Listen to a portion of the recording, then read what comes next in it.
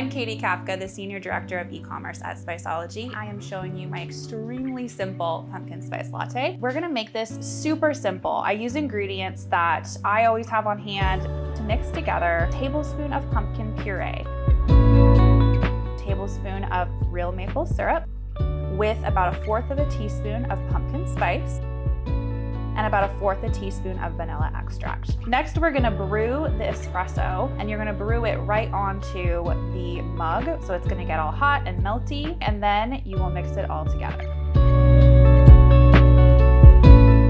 Next, we're gonna froth our milk. Once it's done and looking good, we'll pour it over the mug.